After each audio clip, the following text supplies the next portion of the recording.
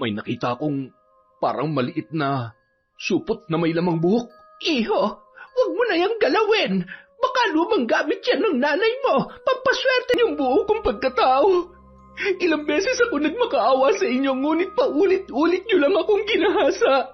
Alam mo bang sobra ko kayong kinamumulian? Taon 1989, Cebu. Mainit ang panahon nung araw na yun. Isang jeep ang huminto sa tapat ng lumang arko ng barangay. Ilang saglit pa, bumaba. Bukas na bukas ay ipapasyal ko kayo sa bayan. Halina kayo, dun tayo sa waiting shed mag-abang ng tricycle. Malapit lang naman dito ang bahay ng nanay ko pero sobrang init ng panahon. Baka hindi nyo makayanan. Teka, nagugutom na ba kayo? Gusto nyo bang dumaan muna tayo sa karinderya para kumain? Hindi na, mahal. Baka kanina pa naghihintay ang magiging katulong natin sa bahay.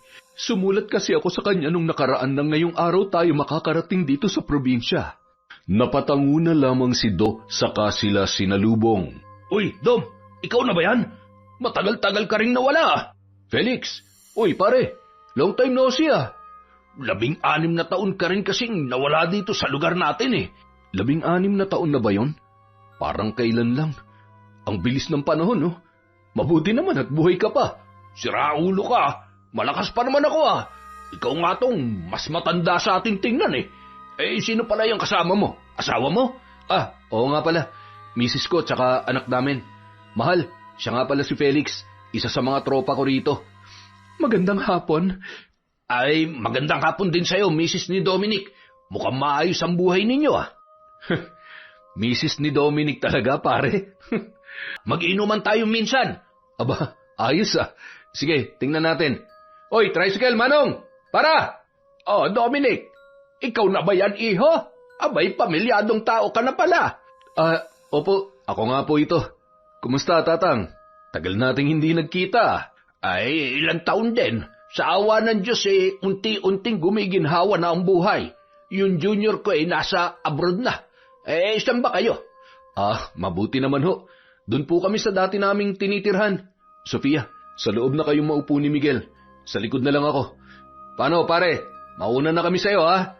Dumaan ka sa bahay minsan, kwentuhan tayo. Ay, sige pre. Ingat kayo.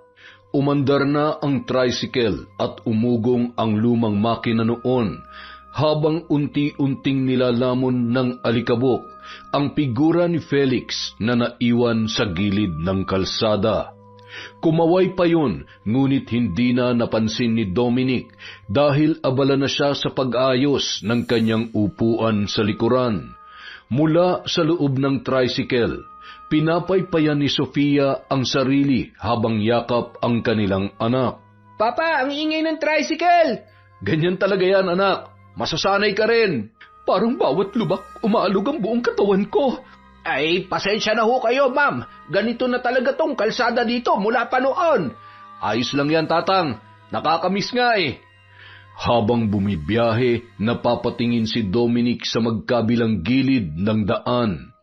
Sa loob ng 16 na taon na nawala siya sa lugar na yun, marami na ang nagbago. Kung dati bilang lang ang mga kabahayan at ilang metro pa ang layo sa bawat isa, ngayon ay dikit-dikit na ang mga bahay at tila nagsisiksikan sa makitid na lupa. Ang dating maluluwag na damuhan ay napalitan na ng mga konkretong pader at bubong na yero. May maliliit din na tindahan sa halos bawat kanto. May nakasabit na kupas na tarpulin at mga karatulang inanod na ng panahon. Ilang saglit pa, huminto ang tricycle sa tapat ng isang lumang bahay na yari sa kahoy. Kupas na ang pintura at bahagyang nakabukas ang bintana. Bumaba si Dominic at tinulungan ang asawa sa mga bagahe. Ito na po ang bayad. Salamat po, Tatang. Ay, salamat din, iho. Paano? Mauna na ako. Magandang hapon po. Pasensya na po at ngayon lang kami nakarating. Walang anuman, iha. Inaasahan ko na rin naman kayo. Mainit ang biyahe, hindi ba? Opo, sobra po. Mahal, buksan mo na ang pinto. Baka gutom na tong anak mo. Ay, halina kayo sa loob. Pasensya na, matagal na rin hindi nalilinisan to. Ay, wag ho kayong mag-alala. Mabilis at malinis po ako sa paglilinis ng bahay. Kami na ho maglilinis ng asawa ko. Matanda na ho kayo at baka mapagod pa kayo. Saka, sobrang maalikabok ho rito. Mabuti pa at sa kwarto na lang muna kayo ni Miguel matapos kong linisin yon. Ay, sige iho. Ikaw ang bahala. Dahan-dahang bumukas ang pinto ng lumang bahay, kasabay ang paglangit-ngit ng kalawanging bisagra. Isang makapal na alikabok ang agad na bumungad, na tila 16 na taon ding naghintay sa pagbabalik ni Dominic. Pumasok si Sofia habang yakap si Miguelito. Pilit iniiwasang matapakan ang nagkalat na tuyong dahon at ipan na nakasabog sa sahig. Tumayo si Lola Teresita sa gilid, tahimik na pinagmamasdan ang bawat sulok ng kanilang bahay. Medyo madilim dito, mahal. Mabuti pa, buksan mong lahat ng bintana. Oo, matagal na kasing nakasara to eh. Teka, bubuksan ko lang ha. Isa-isang binuksan ni Dominic ang kanilang mga... Teresita, pahinga po muna kayo. Hindi ho ako sanay na walang ginagawa. Tutulungan na lamang kita sa pagwawalis, iho. Kinuha ng matanda ang walis tingting at dahan-dahang nagsimula sa may pintuan. Bawat hagod ng walis ay may kasamang mahinang bulong at napansin yun ni Sofia. Nanay, may sinasabi po ba kayo? Ay, wala, iha. Nakasangap kong babae na lang ang tanging kasama ko sa buhay. Ganun ho ba? Nasaan na po ang apo ninyo? Hindi nakaimik ang matandang babae. Dahil doon, napatingin si Sofia sa kanya. May kakaibang lungkot sa mga mata nito. Lungkot na parang hindi lamang para sa kanyang sarili. Kaya hindi na nagtanong pa si Sofia. Lumang gamit yan ng nanay mo, pampaswerte sa bahay. Napakamot ulo na lamang si Dominic, saka ibinalik ang supot sa sulok ng aparador.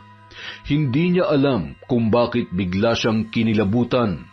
Samantala, si Miguelito naman nakaupo sa isang lumang silya, tahimik na nakatingin sa dingding at napansin yun ng kanyang ina.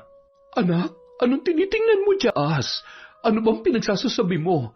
Baka naman namalikmata ka lang. Pero, Mama, may mga batang mas bukas ang mata sa mga bagay na hindi natin nakikita, iha. Ganun po ba? Oo, lalo na kung bagong dating pa lamang sila sa isang lugar.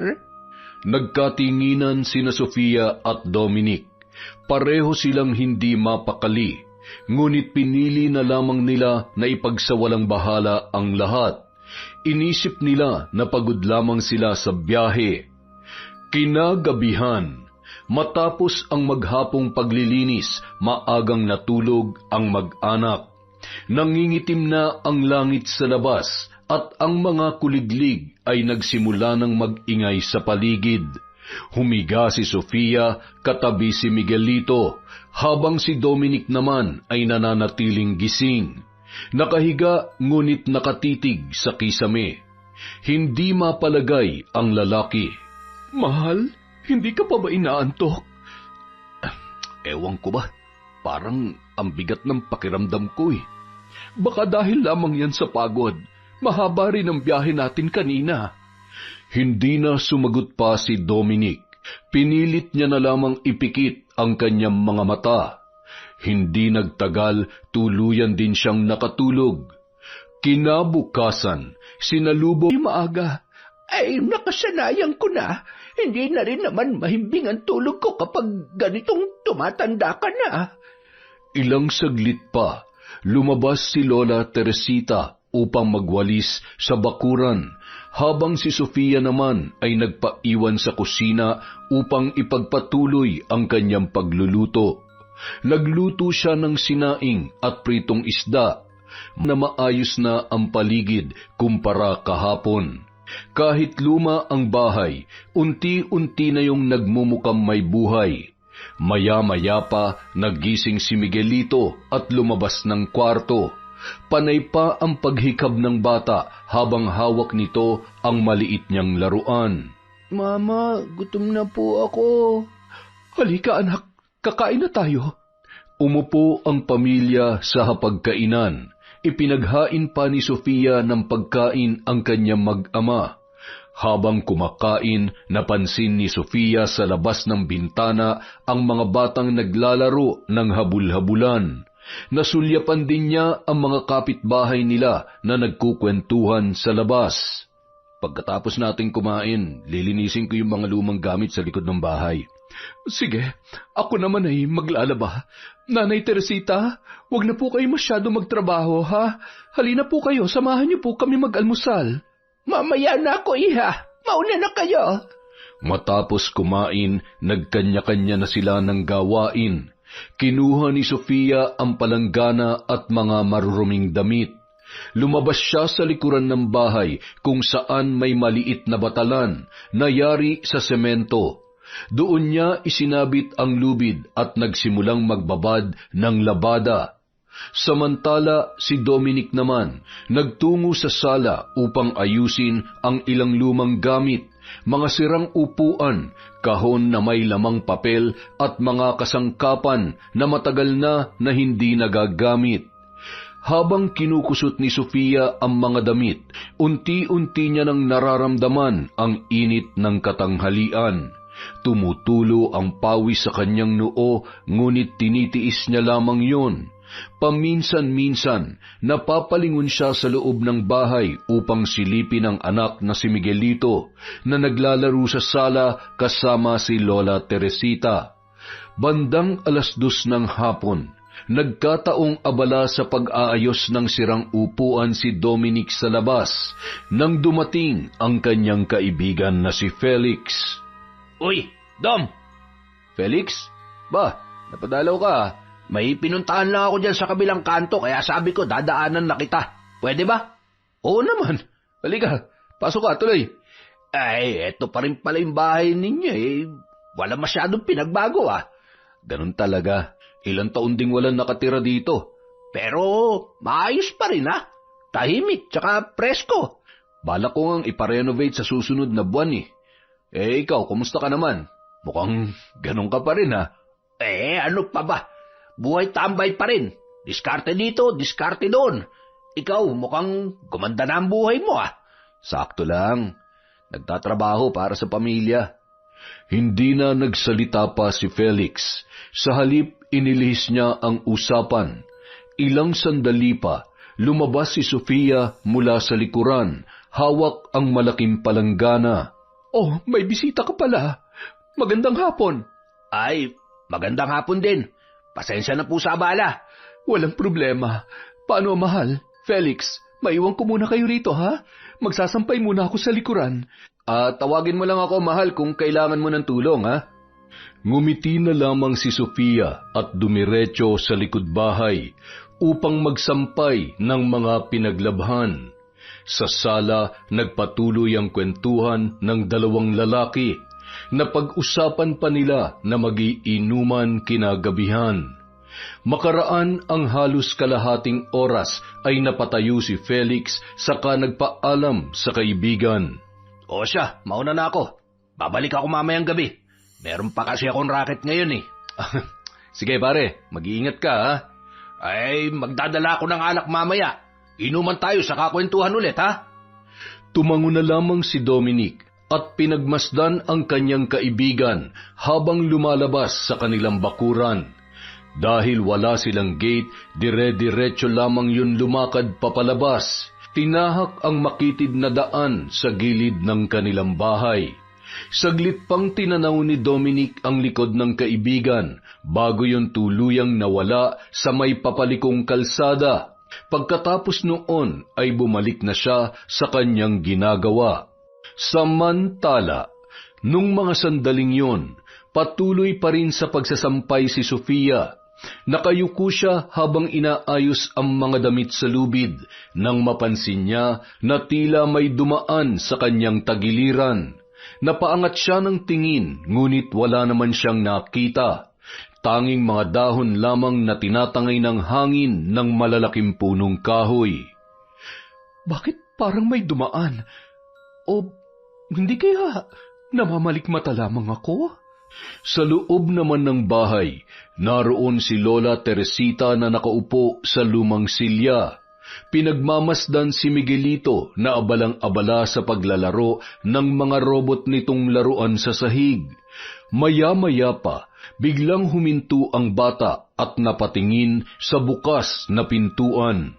Lola, may babae po kanina sa labas. Ha? Anong babae? Nakatayo lang po doon, tapos umalis na po. Napakunot noon na lamang ang matanda. Sumilip siya sa pintuan, ngunit gaya ni Sofia kanina, wala rin siyang nakitang kahit na ano. Hindi na lang niya pinagtuunan ng pansin ang tungkol sa bagay na yon. Sa isip niya, baka nagbibiro lamang ang bata. Sa labas naman, muling tumingala si Sofia sa likod bahay. Hindi niya alam kung bakit, ngunit bigla na lamang siyang kinabahan. Parang may matang nakamasid sa kanya mula sa kung saan. Hindi niya lang matukoy kung saan yun nanggagaling. Ilang saglit pa, lumapit sa kanya ang asawang si Dominic. Mahal, marami ka pa bang isasampay? Patapos na to, mahal. Umalis na si Felix. Oo, may racket siya pero babalik din naman yun mamayang gabi. Magiinuman daw kami. Ganoon ba? Sige, pakibuhat tong palangga na mahal. Pakidala sa banyo. Sige, mauna ka na sa loob. Ako nang bahala dyan. Hindi pa man nakakaalis ang mag-asawa sa kanilang pwesto nang biglang umalingasaw ang amoy ng ginisang bawang at sibuyas mula sa kusina. Nagkatinginan ang dalawa. Naunang pumasok sa loob ng bahay si Sofia. Nadatnan niya si Lola Teresita na nagluluto sa kusina. Si Miguelito naman nakaupo sa mesa habang nakatingin sa labas ng bintana. Nanay Teresita, nagluluto na pala kayo. Anong ulam natin? Ay, tinolang manok, iha. Ganun po ba? Ako na po magsasaing. Ay, hindi na kailangan. Nakapagsaing na ako. Naku, Nay, salamat po. Maiwan ko muna kayo rito. Papaliguan ko na lang muna si Miguel. Miguelito, anak, halika, paliliguan ka na ni Mama. Tuwang-tuwa namang lumapit ang bata sa kanyang ina. Pagkalapit, agad na payuko ang babae sa kanya hinagkan ang anak. Napahagikik naman sa tuwa ang bata. Ang asim na ng anak ko, amoy suka na. Halika na, maligo na tayo. Sige po, Mama, pero malaki na po ako, kaya ko na po maligo mag-isa. Anong malaki ka na? Hindi, baby pa rin kita, kaya halika na, ako magpapaligo sa'yo. Kinagabihan, nasa kalagitnaan ng hapunan ang pamilya ni Dominic nang biglang may sunod-sunod na kumatok sa kanilang pintuan. Natigilan ang mag-asawa at nagkatinginan. Sino kaya yon? Ganitong oras na kumakatok pa. Ay, baka si Felix na yan, mahal. Hindi ba, sabi ko sa'yo kanina, mag-iinuman kami ngayong gabi? Ay, oo nga pala. Naalala ko na. Pagbuksan mo na, mahal, baka lamukin siya sa labas. Sige, sandali lang ha. Napatayo si Dominic at sinalubong ang kanyang kaibigan. Pagbukas pa lang niya ng pinto, ay sumalubong na sa kanya ang muka ni Felix. Nakatayo yun sa may pintuan. Pawis ang noo at tangan ang 2 bote ng inumin. Oh, Dom, hindi ba't sabi ko sa'yo babalik ako? O eto na, dala ko na yung bote. Aba, Felix, halika, pumasok ka. Nakapagapunan ka na ba? Kung hindi pa saluhan mo na kami. Hindi pa man nakakapagsalita si Felix, biglang may umubo sa kanyang likuran. Natigilan si Dominic, sabay na pasilip at ganun na lang ang gulat at tuwa niya nang makita ang hindi niya inaasahang bisita. Walang iba kundi si Carlos, isa rin sa mga kaibigan niya na matagal niya nang hindi nakikita. Carlos? Pare, ikaw na ba yan? Hindi kita namukha na. Ba, galante natin ngayon Dom, parang kahapon lang yung huling pagkikita natin Almost 6 years na. Kaya nga, balita ko, politiko ka na raw. Totoo ba? Wala Malakas tayo, pare. Mabuti at napadalaw ka rin. Oo, nakasalubong ko kasi kanina sa daan tong si Felix tapos sinabi niya nakauwi ka na raw. Nagyayari na mag-inuman tayo dito sa inyo kaya eto, nagdala ako ng imported na alak. Galing pang France to, bigay ng kaibigan ko. Pero may ba ako pare, halos 16 na taon na nakalipas. Tsaka itong bahay niyo mukhang inaamag na. Oo nga eh. Balak ko sanang iparenovate sa susunod na linggo. Ganun ba? Ako nga eh. Kakabili ko lang nung nakaraang linggo ng lote dun sa kabilang baryo. Balak kong gawin malawak na palayan. Alam mo na, maasenso eh. Dapat din na lumalawak ang ari-arian, di ba?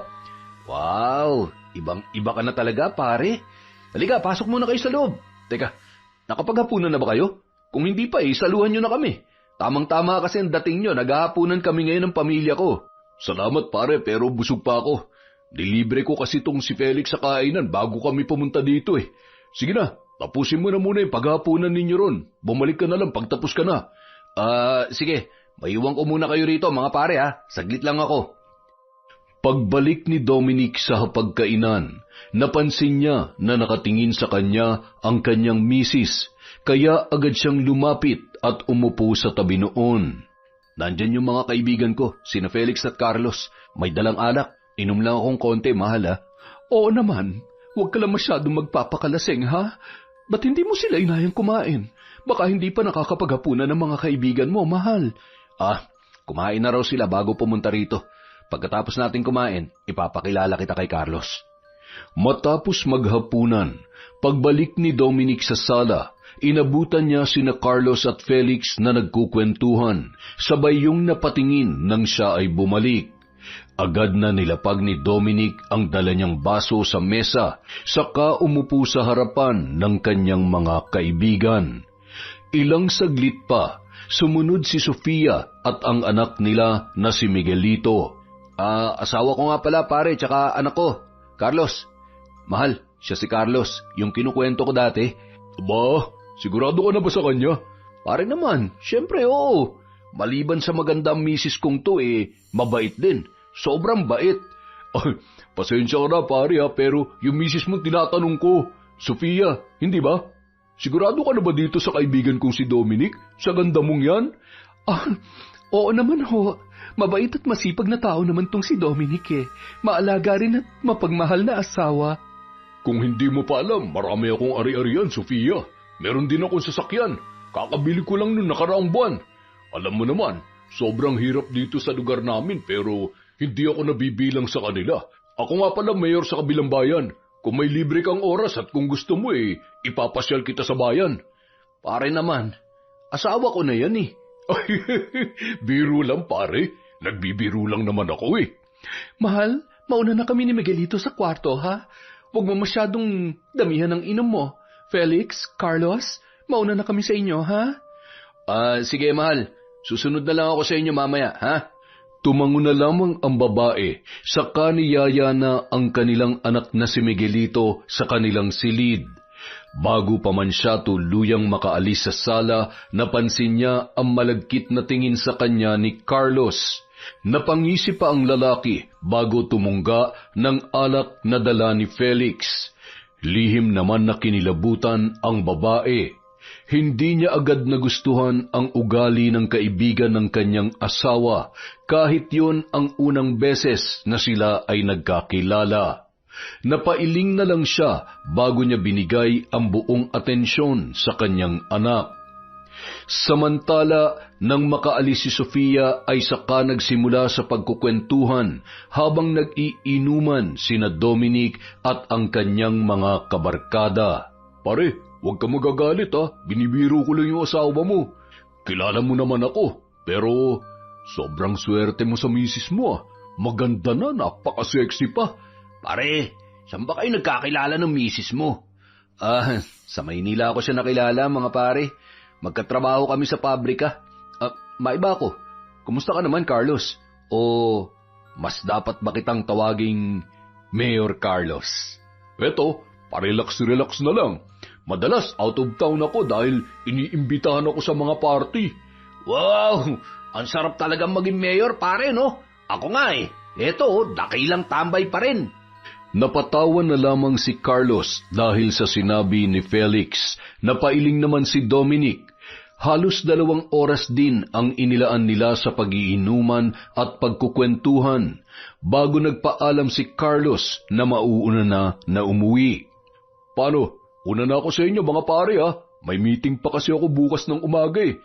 Sige pare, mag-iingat ka ha. Pare, pwede bang makitulog ako dito sa inyo ngayong gabi? Dito na lang ako sa upuan nyo. Kasya naman ako dito eh. Oo naman pare, sandali. Ikukuha kita ng unan at kumot. Sige pare, salamat ha. Tumungo naman si Dominic sa kwarto nila mag-asawa. Nakasabay pa niya si Lola Teresita na pabalik din sa kwarto nito. Pagpasok niya sa loob, nadatnan niya pa ang kanyang asawa na nagbabasa ng pocketbook sa harapan ng gasera, samantalang mahimbing naman natutulog ang kanilang anak na si Miguelito. Mahal, hindi ba sinabi ko sa'yo na iwasan mo na magbasa tuwing gabi, lalo na kapag madilim? Hindi kasi ako makatulog eh. Saka may gasera naman. Nakauwi na ba yung mga kaibigan mo? Si Carlos, nakauwi na. Mahal, si Felix nga pala. Dito sana makikitulog sa atin ngayong gabi.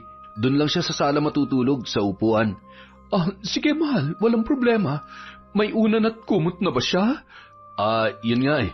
Meron pa ba tayong extra dyan? Eto mahal, ipahiram mo muna sa kanya. Mabuti at nakapaglaba ko kanina ng kumot. Ayan. Salamat. Ibibigay ko lang to sa kanya. Pagbalik ni Dominic sa sala ay nadatnan niya na mahimbing na ang pagkakatulog ng kanyang kaibigan. Malakas pa ang hilik ng lalaki na tila ba mahimbing na talaga ang pagkakatulog. Napailing na lamang si Dominic, sa kanya ipinatong ang kumot sa ibabaw ng tiyan ng kaibigan at inilagay niya sa mesa ang unan. Pare, nandito lang tong unan mo ha? Iniligpit ni Dominic ang mga bote ng alak na kanilang ininom. Maging ang mamahaling dala ni Carlos ay itinabi niya dahil mayroon pang natira. Nang matapos yun, saka siya bumalik sa kwarto nilang mag-asawa. Dala ng pagod at tama ng alak ay mabilis na nakatulog si Dominic. Isang araw, naisipan ni Dominic na ilabas ang kanyang mag-ina. Matagal na ring hindi nakakapaglibot si Sofia kaya pumayag agad yun. Masayang nag-ikot ang mag-anak sa bayan. Dumaan din sila sa palengke. Bumili pa ng merienda si Miguelito at sandaling nagpahinga sa may plaza. Habang naglalakad, napadaan sila sa isang maliit na parlor shop. May makukulay na poster sa salamin at may nakasabit pang karatula na hair salon. Mahal, sandali lang ha. Gusto ko sanang magpakulot ng buhok. Ang tagal ko na kasing hindi nakakapagpaayos eh. Sige lang mahal. Dito na lang muna kami ni Miguelito sa labas. Hihintayin ka lang namin dito. Sige mahal, maraming salamat. Masayang pumasok si Sofia sa loob ng parlor. Sobrang tahimik doon. 2 lamang ang parlorista at ang isa sa mga yun ay agad na lumapit sa kanya pagkapasok pa lamang sa pintuan. Ano pong ipapagawa niyo, ma'am? Magpapakulot sana ako.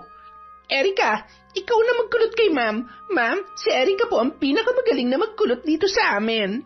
Magandang tanghali po, ma'am. Ako po si Erika. Ako po ang bahala sa buhok niyo. Hali po kayo, upo po kayo dito. Sige, salamat. Kaagad namang sumunod si Sofia sa parlorista. Habang inaayusan, panakanakang napapatingin ang parlorista sa salamin. Napansin ni Sofia na minsan ay sa direksyon ng pintuan ito sumisilip kung saan nakaupo si Dominic at si Miguelito. Nung una, hindi niya yon napansin. Inisip niyang normal lang yon. Baka tinitingnan lamang niya na may papasok pang customer. Ma'am, asawa niyo ho ba yung lalaking yan? Oo, bakit mo na itanong? Kakilala mo bang mister ko? Hindi na sumagot pa si Erika. Tahimik lang nitong pinagpatuloy ang kanyang ginagawa. Kaya naman ipinagsawalang bahala na lamang ni Sofia ang tungkol doon. Makalipas ang ilang oras, natapos din ang pagkukulot sa kanya. Masaya si Sofia sa kinalabasan ng kanyang buhok. Lumabas siya ng parlor na may ngiti sa labi. Uy, wow! Bagay na bagay sa'yo, mahal ah. Talaga? Hindi ba ako mukhang masyadong bata? Hindi ah. Eksakto sa edad mo, bagay na bagay sa'yo. Mahal, may itatanong nga pala ako. Ano yun? Yung parlorista kanina, yung nagkulot ng buhok ko, kakilala mo ba siya? Hindi eh. Pero parang pamilyar yung mukha niya sa akin. Bakit mo naman naitanong, mahal? Wala lang. Napansin ko kasi kanina na parang napapatingin siya sa'yo habang inaayos niya yung buhok ko. Tsaka tinanong niya kung asawa kita. Akala ko kakilala mo. Baka naman napugian lang sa akin, mahal. Alam mo naman tong asawa mo, sobrang pogi. Ay nako, ang yabang mo talaga. Ma, pa, uwi na po tayo. Inaantok na po ako eh. Gusto ko na pong umuwi. Sige anak. Mahal, halika na. Umuwi na tayo. Kinabukasan, 4:00 pa lang ng umaga ay gising na si Dominic. Tahimik siyang bumangon mula sa kama upang hindi magising si Sofia at ang kanilang anak na si Miguelito. Dumiretso siya sa kusina, nagsaing at nag-init ng tubig para sa kape. Sobrang tahimik ng umagang yun. Tanging tunog lang ng kumukulong tubig at tiktak ng lumang orasan sa dingding ang iyong maririnig. Nagkataon din na nung araw na yon ay day off ni Lola Teresita. Magandang umaga, mahal. Ang aga mo yatang nagising. Alam mo naman, linggo ngayon, mahal. Magsisimba tayo. Saglit, gigisingin ko lang at paliliguan muna si Miguel.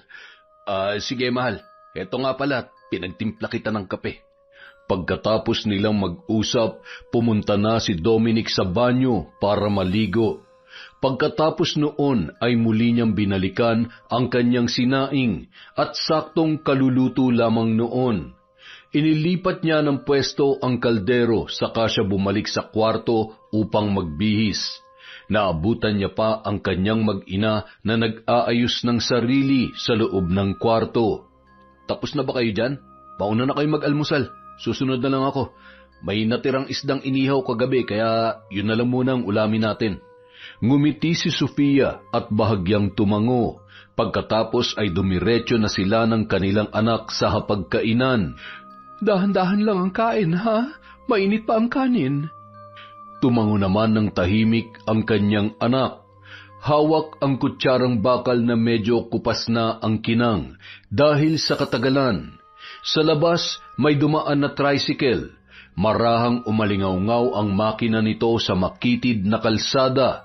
Ilang saglit pa, lumabas si Dominic mula sa kwarto. Nakasuot ng puting polo na nakatiklop ang manggas. Umupo yun sa dulo ng mesa at nagsandok ng kanin. Pagkatapos ng misa, dumiretso tayo sa palengke. Maaga pa, baka may bagong katay na baboy. Oo, saka bumili na rin tayo ng sabon panlaba. Matapos kumain, nagligpit na si Sofia ng pinggan at inilagay ang mga yon sa palangganang may sabon. Si Dominic naman kumuha ng walis tingting at nilinis ang sala. Ang anak nilang si Miguelito ay naupo sa sahig. Nilalaro ang maliit na plastic na jeep na nabili nila sa bangketa. Nang matapos si Sofia sa paghuhugas ay saka siya bumalik sa sala. Ano? Aalis na ba tayo? Oo, mahal. Tayo na. Paglabas ng bahay, sinalubong sila ng maputlang liwanag ng umaga ng linggo. Tahimik ang paligid at kakaunti pa lamang ang tao sa kalsada. Nag-abang sila ng tricycle sa labas at nagpahatid sa simbahan sa bayan. Nang makarating doon, medyo marami na ring tao ang nagtipon sa loob, ngunit wala pa ang pari. Hindi pa man nakapasok sa loob ang mag-anak nang mapansin ni Dominic si Felix sa gilid ng simbahan. Nakaluhod ang lalaki na tila nanlilimos sa mga dumarating na tao. Oh, pare, anong ginagawa mo dito? Bakit ka nanlilimos? Ay, Dom, ano ka ba? Isa to sa mga racket ko. Sa simbahan ka pa talaga dumidiskarte? Pare naman, baka humaba lalo ang sungay mo niyan. Hayaan mo na. 3 beses ko lang naman to ginagawa sa loob ng 1 buwan. Humanap ka na kasi ng matinong trabaho, pare. O di kaya ay humingi ka ng tulong kay Carlos. Mayaman naman na yung isang yun. Malamang tutulungan ka nun na makahanap ng trabaho. Wag na pre. Nakakapagod magtrabaho eh. Ayos na sa akin yung ganito, nanlilimos. Ay, ewan ko sa'yo. Sige na, papasok na muna kami sa loob. Baka magsisimula na yung misa. Napatango na lamang si Felix bilang tugon. Tumuloy sa loob ng simbahan si Dominic at maging ang kanyang mag-ina. Sa likuran na lamang sila naupo. Habang naghihintay ng misa, nakaramdam si Sofia na parang may nakamasid sa kanila. Kaya iginala niya ang kanyang paningin sa loob ng simbahan. Hanggang sa naagaw ng kanyang atensyon ang babaeng pamilyar sa kanya, ang parlorista. Nakaupo yun sa bandang gitna ng simbahan sa kanilang kaliwa. Diretso ang tingin sa kanila at nakatutok yun sa asawa ni Sofia. Sa hindi malamang dahilan, biglang kinutuban ang ginang. Palihim niyang siniko si Dominic sa tagiliran. Mahal, sabihin mo nga, hindi mo ba talaga kilala ang parlorista na yan? Ha? Anong ibig mong sabihin, mahal? Nasaan? Ayun tingnan mo. Parang nakatingin siya sa pwesto natin eh. Hindi ako sigurado pero baka nga. Ilang saglit pa, lumabas na ang pari at nagsimula na ang misa. Halos 1 oras din ang tinagal ng misa, ngunit sa loob ng 1 oras na yon ay panay ang sulyap ni Sofia sa parlorista na hindi rin natitinag ang pagkakatitig sa kanila. Hindi niya maiwasang makaramdam ng kaba at pagtataka.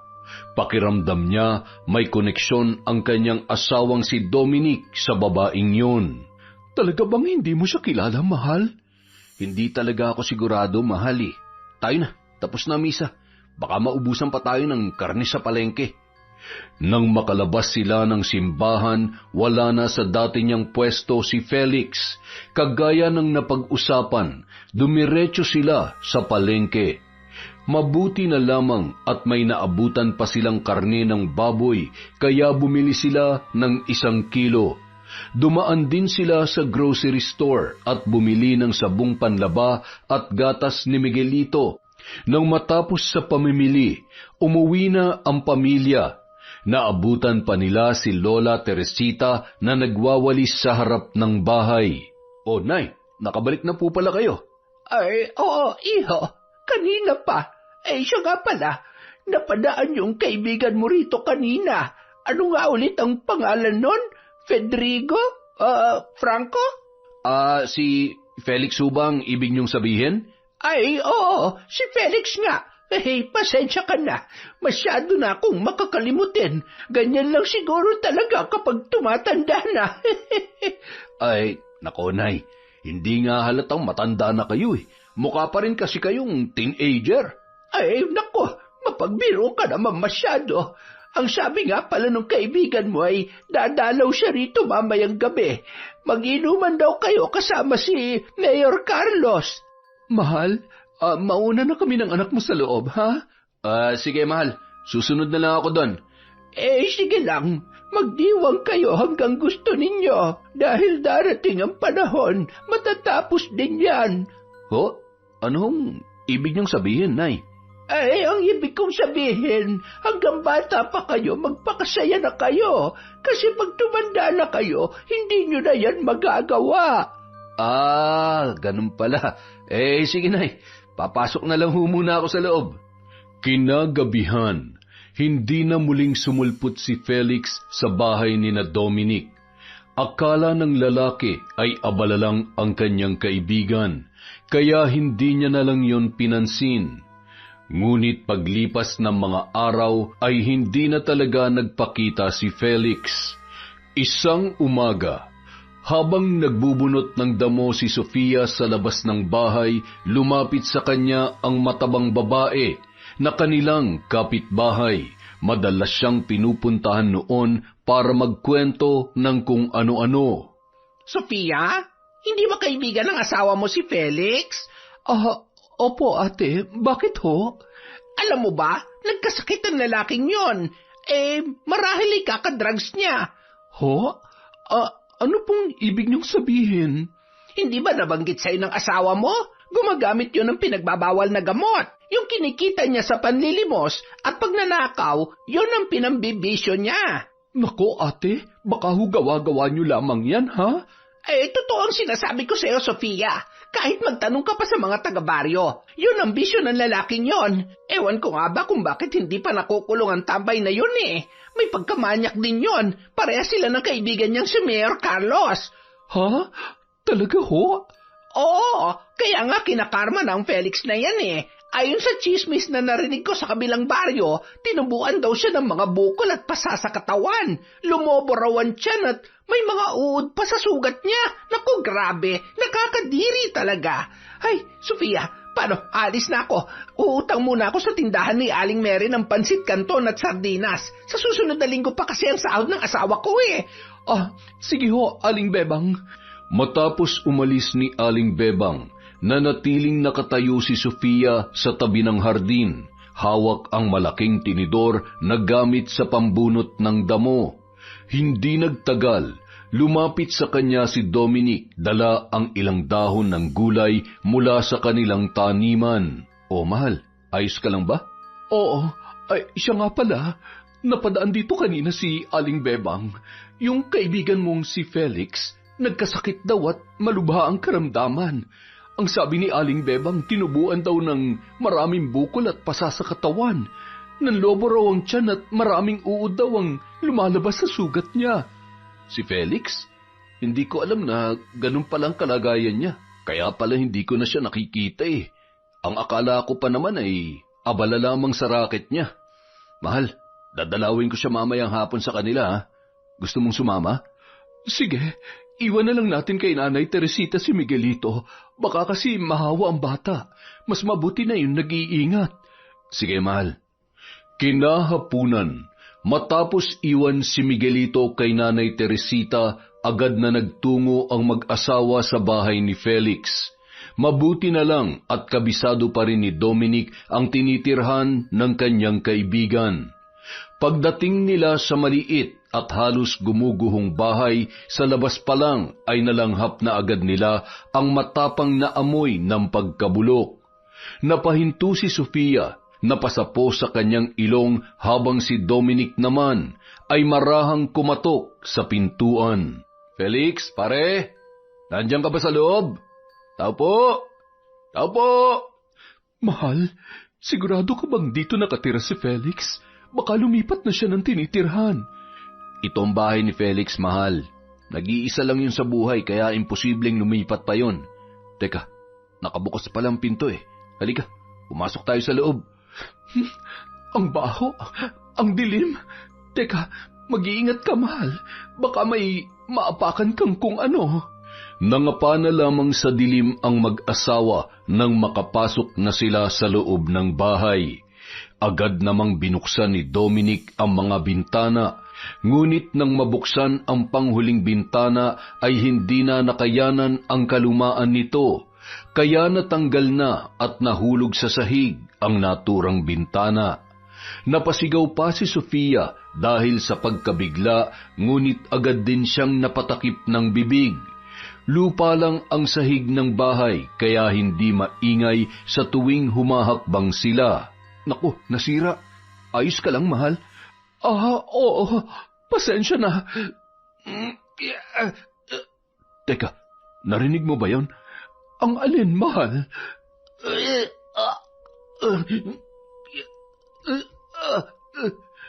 Si Felix, tara, baka nasa kwarto siya. Agad na pumunta ang dalawa sa silid-tulugan ni Felix. Nang makarating sila sa kwarto, naabutan nila yon na nakahiga sa banig na nakalapag sa lupa. Nagulat ang dalawa nang makita ang sitwasyon ng lalaki. Sa maikling panahon, mas lalong pumayat si Felix. Tipong halos lumabas na ang mga buto nito sa katawan. Napansin din nila na namamaga at lumolobo ang tiyan nito na parang buntis. Sa magkabilang braso at binti ni Felix ay may mga bukol na kulay ube at itim. At sa ilang sugat, gumagapang ang maliliit na uod. Marahang iminulat ng lalaki ang kanyang mga mata. Namumutla na ang kanyang mga labi. Lumapit si Dominic at pilit na pinatatag ang sarili kahit nanginginig ang mga kamay. Diyos ko, Felix, anong nangyari sa iyo? Dominic, buti napadalaw kayo. O, pre, ano ba nangyari? Bakit hindi ka nagsabi na may sakit ka pala? Hindi ko rin napaghandaan eh. Akala ko makalipas ang 16 na taon, magiging ayos ng lahat. Pero, pare, nakita ko siya. Nagsisimula na siya magiganti. Umalis ka na sa lugar na ito. Magpakalayo-layo ka. Umalis ka na hanggat hindi pa huli ang lahat. Anong ibig niyang sabihin? Bago pa makasagot si Dominic, biglang napahiyaw si Felix dala ng sobrang sakit. Napahawak siya sa tiyan habang ang kanyang katawan ay nangingisay. Agad na lumapit si Sofia sa dalawa, ngunit napahinturin siya dahil lalong sumangsang ang mabahong amoy na nagmumula sa katawan ni Felix. Huwag kang susuko, pare.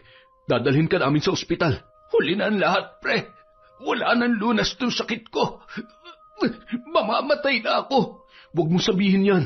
Mahal, bilis. Humingi ka ng tulong sa labas. Agad naman na napatakbo si Sofia. Makaraan ang ilang sandali ay bumalik yun kasama ang 3 kalalakihan. Pinagtulungan nilang dalhin si Felix sa ospital, ngunit habang bumibiyahe sila papunta roon sakay ng lumang tricycle, hindi na nakayanan ng lalaki. Kusa nang sumuko ang katawan nito at tuluyan ng binawian ng buhay. Felix, anong ibig mong sabihin? Sino naghihiganti at bakit? Mahal, may sinasabi ka ba? Ayos ka lang? Wala. Hindi ko lang inaasahan to. Sobrang bilis kasi ng pangyayari. Natahimik na lamang ang babae. Ramdam niya ang pagluluksa ng asawa dahil sa biglaang pagkamatay ng malapit nitong kaibigan. Nang dahil sa walang kamag-anak si Felix, sapilit ang kinuha ni Dominic ang bangkay noon. Hindi na rin niya pinatagal pa ang lamay. Makalipas ang 2 araw, agad niyang pinalibing ang kanyang kaibigan. Ngunit ang nakapagtataka, matapos ilagay sa hukay ang katawan ng bangkay ay mas lalong dumami ang uod at may mga naglalakihang insekto na gumagapang sa kabaong ni Felix.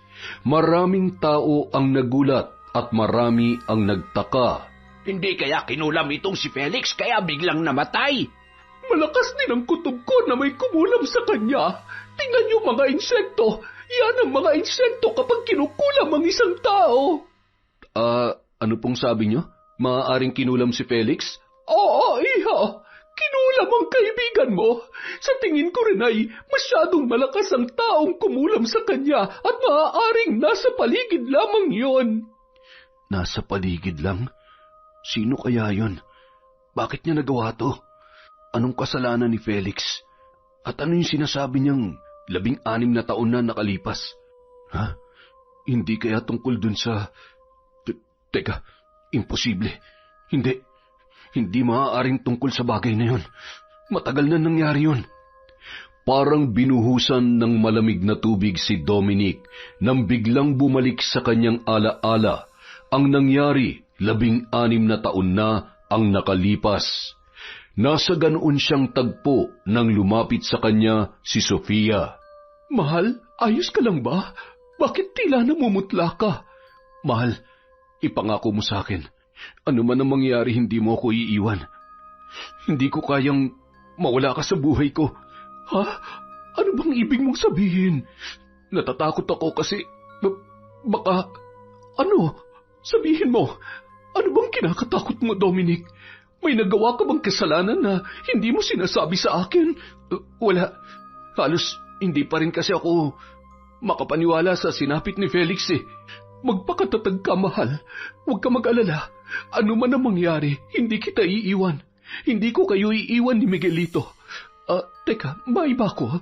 Bakit hindi napadalaw ang kaibigan mong si Carlos kahit sa burol man lamang ni Felix? Hindi ko rin alam. Wala akong balita tungkol sa kanya. Baka naman busy o kaya nag-out of town ulit.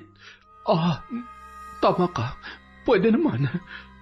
3 araw matapos ang libing ni Felix, nakarinig ng usap-usapan si Dominic mula sa mga kababaryo niya na bigla ang nagkasakit ang alkalde sa kabilang bayan. Malubha raw ang karamdaman noon at ayon sa mga sabi-sabi, halos hindi na raw makatayo. Agad namang dinalaw ni Dominic ang kaibigan, ngunit nagulat siya nang personal niyang makita ang sitwasyon ni Carlos. Carlos, ano nangyari?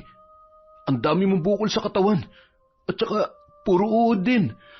Balak kong lumuwas sa Maynila bukas ng umaga para magpagamot sa pinakamagaling na doktor sa Pilipinas. Carlos, hindi ka ba nagtataka? Kasi parang may taong gumaganti sa atin. Anong ibig mo sabihin, Dominic? Ano bang sinasabi mo? Kasi si Felix namatay din noong nakaraan at ang sabi ng mga matatanda, kinulam daw siya. Tapos ngayon, ito ka, bigla ring nagkasakit at may mga bukol din sa katawan, kagaya nung kay Felix. Huwag mo nga akong itulad kay Felix. Hampas lupa yun, kaya hindi posibleng dapuan siya ng maluhang karamdaman. Imposibleng kinukulam ako, Dominic. Marami ako natulungan. Ako ang mayor dito. Mapera akong tao, makapangyarihan at malakas. Pero paano kung may kinalaman to sa nangyari? 16 na taon na nakalipas, pare. Ano bang sinasabi mo? Anong ibig mong sabihin? Carlos, hindi mo na ba naaalala? May ginahasa tayo ni na Felix. 16 na taon na nakakalipas. Tumigil ka, Dominic. Manahimik ka. Umalis ka na at itikom mo yung bibig mo. Huwag na huwag mong babanggitin na nangyari nung mga panahon na yon. Dahil kapag nalaman niya ng mga tao at nasira ako, isasama kita sa hukay. Tumigil ka. Labas! Lumabas ka kung ayaw mong ipakaladkad kita sa mga gwardya ko! Nagngingit-ngit ang mga ngipin at nakakuyom ang kamao nang lumabas si Dominic sa silid ni Carlos. Galit na galit siya sa kaibigan, ngunit may bahagi rin sa isip niya na natatakot at hindi mapakali. Hindi niya maiwasang isipin ang ginawa nilang karahasan. 16 na taon na ang nakalipas. Hanggang sa siya ay makauwi, hindi pa rin niya maiwasan na isipin ang nakaraan. Pagbabalik tanaw nung mga panahon na yon, nagiinuman ang magkakaibigan sa kubo ni Mang Nestor. Nasa ganoon silang tagpo nang may mapadaang babae sa kanilang harapan. Maganda yun, sexy at maputi. Napasipol pa si Carlos nang matunghayan ang babae, kaya sinigawan siya noon at agad na nagtawanan sina Felix at Dominic. Sa sobrang inis at pagkahiya ay nilapitan ni Carlos ang babae at hinawakan ng mahigpit sa kanyang braso. Agad namang sumunod sa kanya sina Dominic at Felix. Nag-iisa ka lang ngayong gabi. Hindi ka ba natatakot? Gusto mo bang samahan ka namin buong magdamag? Bastos, umalis ka kung ayaw mo isumbong ko kayo sa alkalde. Aba, matapang ah. Yan, ganyan ang gusto ko sa isang babae. Bitawan mo ako, manyagis ka. Carlos, halika na pre. Bumalik na lang tayo sa pag-iinom, hayaan mo na siya. Manahimik ka nga, Dominic. Ang hina mo talaga. Sabihin mo nga, bakla ka ba? Ano? Ulitin mo nga yung sinabi mo. Ang sabi ko, kung bakla ka ba? Aba, buwisit ka. Hoy, ano ba kayong dalawa? Tigilan niyo na nga yan. Mag-away kayo kung gusto niyo, pero bitawan niyo ako. Isusumbong ko kayo sa barangay. Aray ko. Manahimik kang babae ka, ha? Napangisi si Carlos at marahas na hinalikan ang dalaga. Naggulat sina Dominic at Felix dahil sa ginawang yon ng kanilang kaibigan. Akmang lalapit na sana sila nang bigla silang tinitigan ng masama ni Carlos. Napaiyak at napasigaw ang babae, ngunit napatawa lang si Carlos sa kamarahas niyang itinulak yon. Nang bumagsak sa damuhan ay mabilis na pumaibabaw si Carlos sa dalaga. Isa-isa niyang tinanggal ang saplot ng kawawang babae. Nanginginig naman si Dominic habang nakatingin sa ginagawa ng kaibigan. Napansin niya na sinusubukan ng babae na manlaban, ngunit bugbog ang inabot nito kay Carlos. Akmang lalapit na sana si Dominic nang mabilis siyang hinawakan sa balikat ni Felix, sa kamarahang umiling ang lalaki. Walang nagawa si Dominic kundi ang manahimik. Baboy ka! Napakababoy mo! Tulong! Tulungan niyo ako! Huwag ka na magpakayipot. Alam mo, sigurado magugustuhan mo rin naman to eh. Masarap to. Dadalhin kita sa langit.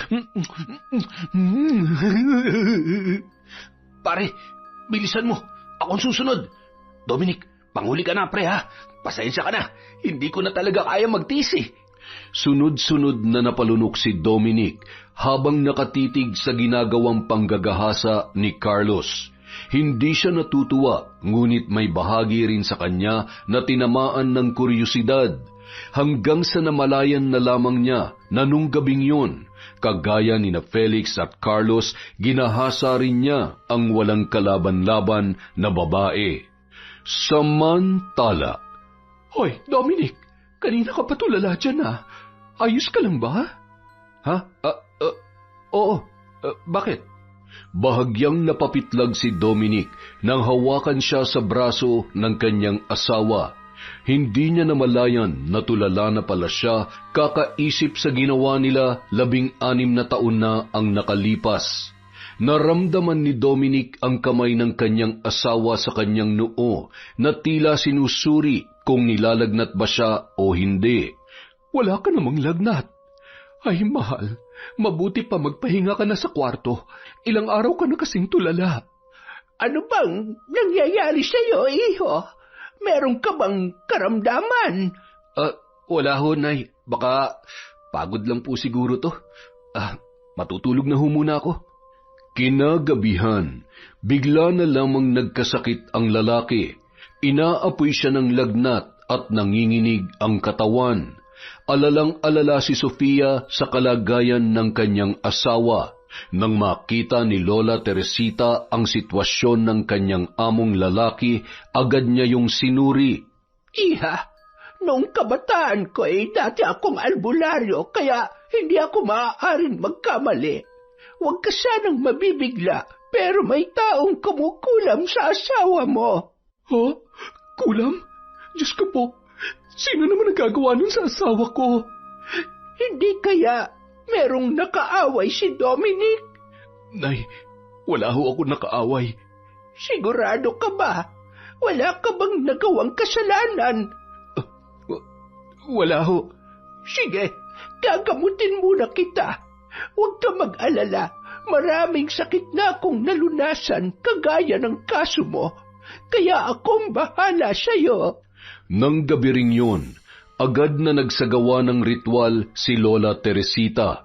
Nagsindi siya ng itim na kandila, kumuha ng pulang tela sa nanalangin. Habang isinasagawa ang ritual, pakiramdam ni Dominic ay parang may humihigop ng kanyang lakas. Ngunit saglit lamang yun, dahil pagkaraan ng ilang minuto, naramdaman niya na unti-unting gumagaan ang kanyang pakiramdam. Bumaba rin ang kanyang lagnat. Matapos ang ritual, pinainom siya ni Lola Teresita ng halamang gamot. Makakatulong yan para manumbalik ang nawala mong lakas. Nay, maraming salamat po sa tulong ninyo. Hindi ko alam kung anong gagawin ko kung wala kayo. Napatango at ngumiti lang si Lola Teresita, saka siya nagpaalam sa mag-asawa na magpapahinga na muna siya sa kanyang silid. Kinabukasan, naging maayos naman ang lahat at tumagal din yon ng ilang araw. Nabalitaan din ni Dominic na lumuwas na sa lungsod ang kanyang kaibigan na si Carlos. Bukod doon, wala na siyang balita tungkol sa lalaki. Pagkalipas ng ilang linggo, bumalik na sa normal ang lahat. Nawala na rin sa isip ni Sofia ang mga alalahanin. Hanggang isang araw, nagising na lamang ang mag-asawa na inaapoy ng lagnat ang kanilang anak na si Miguelito. Diyos ko po, anak, gumising ka. Ang taas ng lagnat mo. Mahal, tingnan mo. Lumulobo ang tiyan ni Miguel. At marami siyang pasa at bukol sa katawan. Teka, may uod din ang mga sugat niya. Sandali, tatawagin ko lang si Nanay Teresita. Nay! Nay Teresita! Oh, bakit, iho? May problema ba? Nay, si Miguelito po. Hindi ko alam kung ano nangyayari sa kanya pero sobrang taas po ng lagnat niya. At tingnan niyo, lumaki rin ang tiyan niya. Nagkaroon ng maraming bukol at pasa sa katawan. Diyos ko po, Nay Teresita, tulungan niyo po ang anak ko. Gamutin niyo po siya. Dominic, hindi ka titigilan ng taong kumulam sa iyo at sa iyong anak hanggat hindi mo inaamin ang nagawa mong kasalanan sa kanya. Sabihin mo, ano ba ang kasalanan mo? 16 na taon na ang nakararaan. Ho? 16 na taon? Teka, paano niyo nalaman ng tungkol dyan? Hindi ko kayo maintindihan. Dominic, sabihin mo nga, ano ba talaga ang nangyari nung panahon na yon? May nagawa ka bang kasalanan? Mahal, Dominic, nakikiusap ako. Magtapat ka na. Huwag mong pahirapan ang anak natin. Maawa ka sa kanya. Sunod-sunod na bumagsak ang luha ni Dominic. Ramdam niya ang panginginig ng buo niyang katawan habang nakatingin sa kanyang mag-ina. Nanghihina si Miguelito, nanginginig at namumutla. Si Sofia naman, humahagulgol sa pag-iyak. Ilang saglit pa, napakuyom na lamang ng kamao ang lalaki. Sofia, makinig ka. 16 na taon na nakalipas. May ginahasa kaming babae ni na Carlos at Felix, pero maniwala ka. Napilitan lang ako at hindi ko sinasadya. Sobrang tagal na nun kaya hindi ko akalain na mangyayaring lahat ng to. Yung babae, hindi ko alam kung nasa na siya. Teka, yung babae. Sofia, naalala ko na. Kaya pala pamilyar sa akin yung babaeng parlorista. Siya pala yung ginahasa namin nung mga panahon na yun. Si Erica. Ginahasa niyo si Erica. Diyos ko, mapapatawad pa kaya kayo ni Erica sa ginawa niyong pambababoy sa kanya? Diyos ko po, paano ng anak ko? Paano na si Miguelito? Mahal, patawad. Pero gagawa ko ng paraan para humingi ng tawad kay Erica. Gagawin ko lahat mailigtas lamang ang anak natin. Kahit na buhay ko pa maging kapalit. Nung araw ding yun, desperadong tumungo ang mag-asawa sa bayan upang hanapin ang naturang parlorista. Wala nang ibang inisip si Dominic kundi ang humingi ng tawad at mailigtas ang kanilang anak na si Miguelito. Ngunit nang makarating sila sa salon ay hindi na nila naabutan pa si Erica. Alam mo ba kung saan siya nakatira? Oho, pero... Pakiusap. Sabihin mo kung saan nakatira si Erica. Hindi kami masamang tao. Kailangan ko lang talaga siyang makausap. Malalim na napabuntong hininga ang parloristang kaharap ng mag-asawa. Nagdadalawang isip kung sasabihin ba niya kung saan nakatira si Erica o hindi. Ngunit sa huli, wala na siyang nagawa. Mas nanaig ang awa sa kanya at sinabi ang address ng kanyang kaibigan. Matapos makuha ang impormasyong yon, ay lubos na nagpasalamat ang mag-asawa sa kanila pinuntahan ng lugar kung saan nakatira si Erica. Kamag-anak ho ba kayo ni Erica? Tanong ng tricycle driver na sinakyan ng mag-asawa. Masukal ang daan at liblib ang lugar. Malayo rin yun sa bayan kaya kinakailangan nilang sumakay ng tricycle. Ay, hindi po. magkakilala lang. Ay, akala ko'y kamag-anak niya kayo. Sila na lang kasi ng lola niya ang magkasama sa buhay, pero simula nung mangamo ang lola niya sa kabilang baryo, palagi na lang nag-iisa si Erika sa kanilang bahay. Talaga po? Nasaan po bang mga magulang niya? Maagang naulila si Erika sa mga magulang. 2 taong gulang siya nung mamatay ang tatay niya at nang tumungtong siya sa edad na 5, sunod namang binawian ng buhay ang nanay niya. Kaya yang si Erika, halos lumaki na yan sa pangangalaga ng lola niya. Mahal na mahal siya ng kanyang lola. Nag-iisang apo lamang yan. Kumusta naman ho ang lola niya? Saan ulit siya nagtatrabaho? Hindi ko maalala Basta ang alam ko lang, bagong balik lang sa probinsya ang mga amo niya. Dito na tayo. Kita niyo bang maliit na kubong yan? Diyan nakatira si Erika at ang lola niya. Salamat ho, Manong. Ito ho ang bayad. Mag-iingat po kayo. Salamat kayo rin. Tara na, mahal. Habang naglalakad si Dominic at ang asawa niya palapit sa kubong tinitirhan ni Erika, hindi niya maiwasang kabahan. Ramdam niya ang panlalamig at panginginig ng kanyang kamay. Nang makarating sila sa harap ng pinto ay agad siyang kumatok, pero ganoon na lamang ang gulat niya nang salubungin sila ng isang matandang babae. Nanay Teresita, ano hong ginagawa niyo rito? Anong kailangan ninyo? Bakit kayo nandito?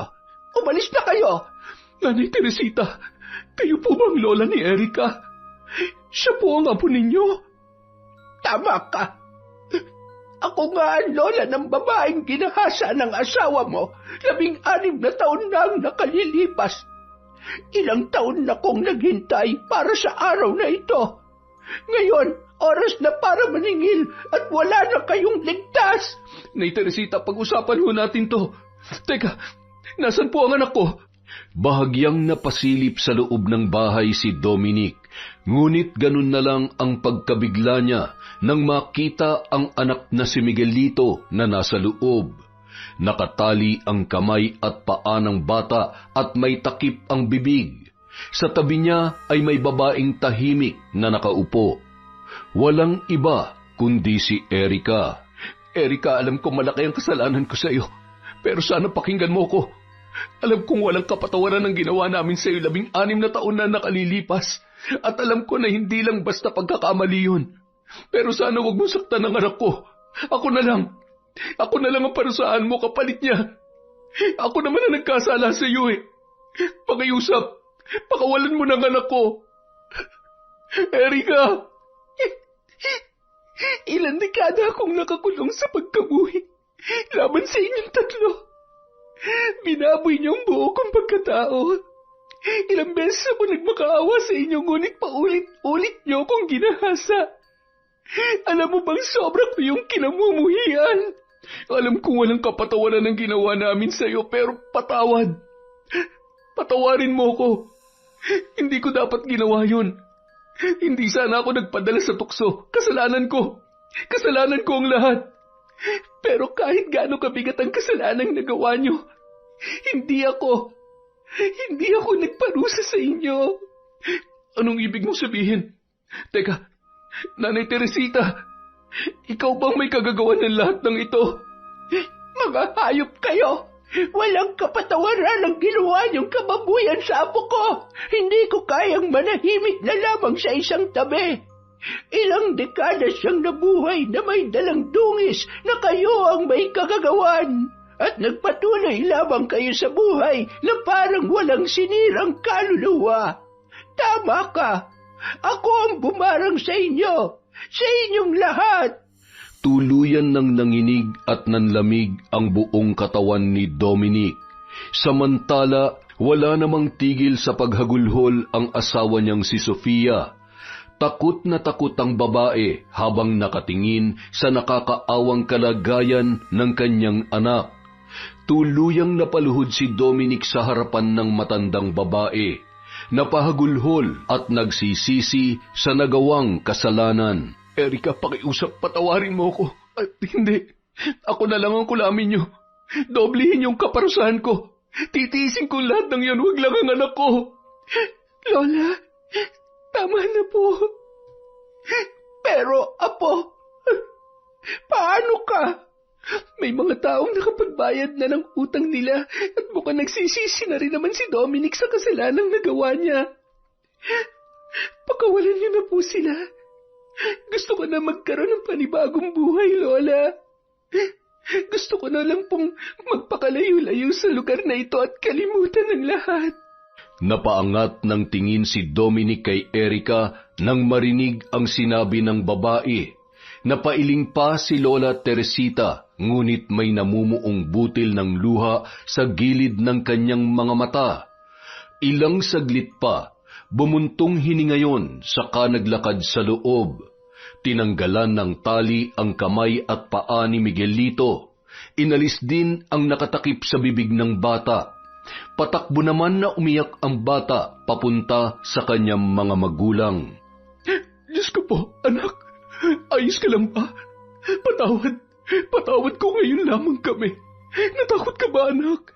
Miguel, Sofia, Erica, Nanay Teresita, patawarin niyo ako. Tama na. Umalis na kayo sa lugar na ito. Nanginginig pa ang tuhod ni Dominic nang siya ay tumayo. Agad niyang niyakap ang kanyang mag-ina saka umalis sa lugar na yun. Nang makauwi sa bahay, muli siyang humingi ng tawad sa asawa at anak at nangako na hindi na muling gagawa ng anumang kasalanan. Kinabukasan, naglaho na ang mga pasa at bukol sa katawan ni Miguelito. Bumalik na rin sa normal ang tiyan ng bata. Lumipas ang ilang araw na balitaan na lang ng mag-asawa na umalis na sa lugar ang maglolang sina Teresita at Erica. Walang nakakaalam kung saan pumunta ang maglola at kung ano ang dahilan ng kanilang pag-alis. Isang araw, habang nagtitiklop ng pinaglabhang damit si Dominic sa sala, biglang lumapit sa kanya ang misis niyang si Sofia. Namumutla ang babae at pinagpapawisan, kaya agad na napatayo si Dominic saka sinuri ang kalagayan noon. Mahal, bakit namumutla ka? Ayos ka lang ba? Mahal, may ipagtatapat ako sa iyo. Ha? Ano yun? Kasi Mahal, sabihin mo na. Kinakabahan ako sa iyo eh. Ano ba yun? Mahal, buntis ako. Magdadalawang linggo na. Talaga? Ibig sabihin, magiging kuya na si Miguelito? Miguelito, anak, halika rito. Magiging kuya ka na. Nakangiting napatango si Sofia dahil sa sinabi ng asawa. Sa tuwa ay agad siyang binuhat ni Dominic at pinaikot sa ere, ngunit agad din siyang huminto. Hinalikan niya sa noo si Sofia, saka mahigpit na niyakap. Papa, ano po nangyari? Ikaw kasi, Dominic eh. Bakit kasi sumigaw ka pa? Ayan tuloy, tumakbo papunta rito ang baby ko. Mama, sabi pong malaki na ako eh. Anak, magiging kuya ka na. Buntis ang mama mo. Malapit ka na magkaroon ng nakababatang kapatid. Talaga po, Papa? Ano magiging pangalan ng kapatid ko? Ano kaya, mahal? Kapag siguro lalaki, Eric, tapos kapag babae, Erica. Sigurado ka ba, mahal? Oo, ayaw mo ba? Pwede rin naman nating palitan. Hindi, ayos na sa akin yun. Maganda naman eh. Siya nga pala, mahal. Uuwi na tayo sa susunod na linggo sa lungsod. Nagpadala na kasi ng sulat si boss eh. Kinakailangan na nating bumalik doon. Sige, maganda yan. Nasasabik na rin ako makita uli ang lungsod eh. Ako rin po, Papa. Gusto ko pong makalaro ulit yung mga kaibigan ko sa Maynila. Dala ng samot-saring emosyon, napaluha na lamang si Dominic. Pero agad ding napangiti nang maramdaman ang init ng kanyang pamilya sa kanyang paligid. Hinalikan niya sa noo ang kanyang mag-ina, saka mahigpit na niyakap ang mga yon. Sa pagbabalik nila sa Maynila, ipinangako niya na patuloy niyang aalagaan at mamahalin ang kanyang pamilya.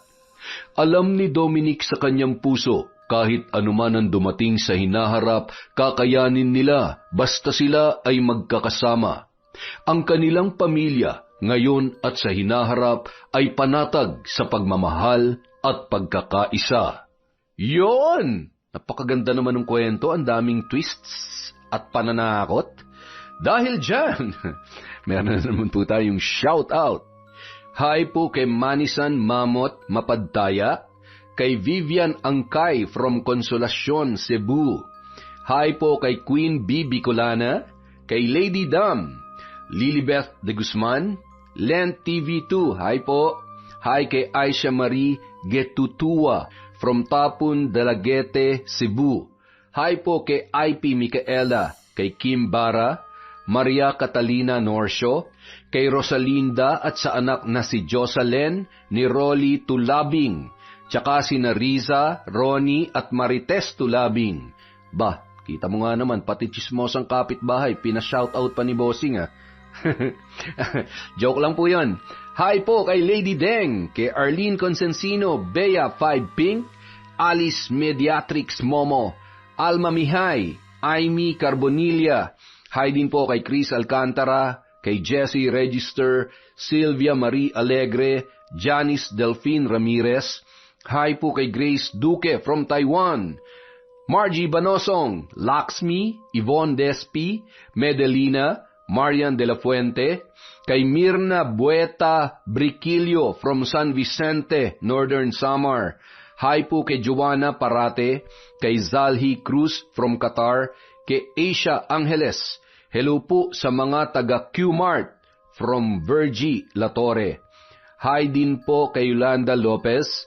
Happy 18th birthday kay Stephanie Faye, kahapon po yon, from Mami Vanji Sambile. Hi po kay Vicky Abut from Aisha Salhi Aldoseri, kay Josephine Marcaida, Bianca at Roberto from Baguio City. Hi po kay Lindy Jacusalem. Hi kay Norberto Capistrano, kay Edgardo Fontanilla, Yang Pasardan, Michelle de la Cruz, Elenita, Elsa, Elsie Pasasadaba. Hi kay Ali Gonzaga, kay Gucci Dili at Melan Laher from Emma Gaper. Mag-iingat po kayong lahat dyan palagi. Hello din po kay Chat Aldeza, kay Shauma TV, Regan Machico, Mami Riza, Roxanne Gaudicos, Merly Herbolingo, kay Gay Somodio, kay Manny Maniego, kay Ramil Fariolin, Faye Yuson, Antonio Ortanes Jr., sa Galindes at Ramos family of CDO from Peter Tom Galindes. Hi po kay Maria Grace Grefalja, kay Rose Da Bakel from Sultan Kudarat. Hello po kay Joy Aniban, kay Jana May Creo, Minerva Concepcion, Da Edmond, Glovina Perales from Maldives. Hi din po kay Azenar Noriv at kay Somni na first commenter natin kahapon. Maraming salamat po sa walang sawang pagsuporta sa Kwentong Enteng.